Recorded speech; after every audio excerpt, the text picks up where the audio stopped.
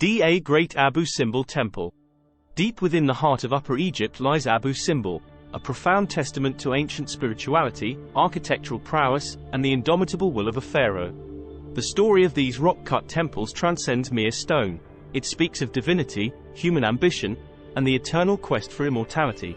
These events gives us an extraterrestrial presence during these times. The temples of Abu Simbel were not just mere constructions, they were carefully designed spiritual powerhouses. Architecturally, their orientation was purposeful. Twice a year, the sun's rays pierce the inner sanctum of the great temple to illuminate the statues of Ramesses II, Ra-Horakhty, and Amun.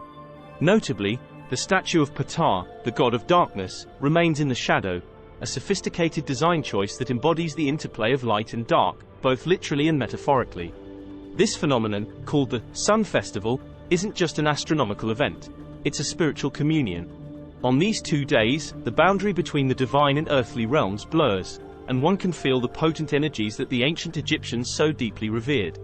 Ramesses II, the visionary behind Abu Simbel, was not just an earthly ruler but a demigod in his own right.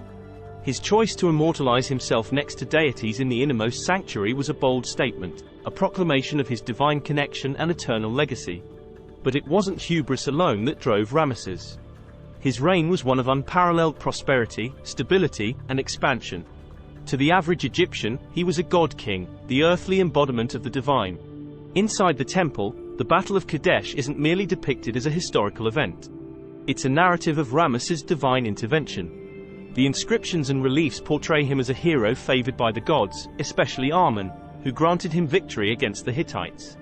This wasn't just about celebrating a military triumph but about solidifying the divine mandate of his rule.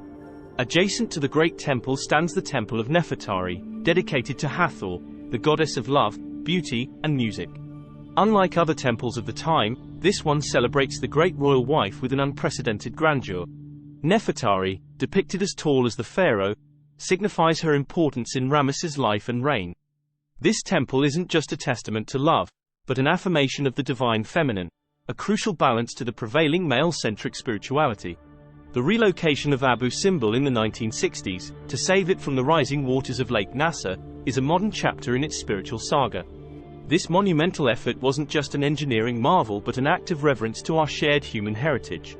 By saving Abu Simbel, we, as a collective, chose to honor our ancestors and preserve their spiritual legacy for future generations. One might ask, why does a millennia-old site still resonate with us today? The answer is intrinsic to the human spirit. Whether through the grandeur of Abu Simbel or the stories etched on its walls, we are reminded of our timeless quest for meaning, purpose, and connection to something greater. In the silent corridors of Abu Simbel, as the whispers of ancient priests still seem to echo, we are invited to introspect. How do we define our own legacy? What spiritual truths do we hold dear? These temples aren't just relics of the past, they are mirrors, reflecting our deepest yearnings and aspirations. In conclusion, Abu Simbel is a beacon, urging us to delve into our own histories, to uncover the divine within, and to recognize the eternal truths that our ancestors so fervently believed in. As we stand before these colossal statues, we're not just witnessing history, we are part of an ongoing spiritual narrative, as timeless as the stones from which Abu Simbel is carved. May each of us find our place in this continuum, understanding that by honoring the past, we illuminate our path forward. Click like, subscribe, and share this channel.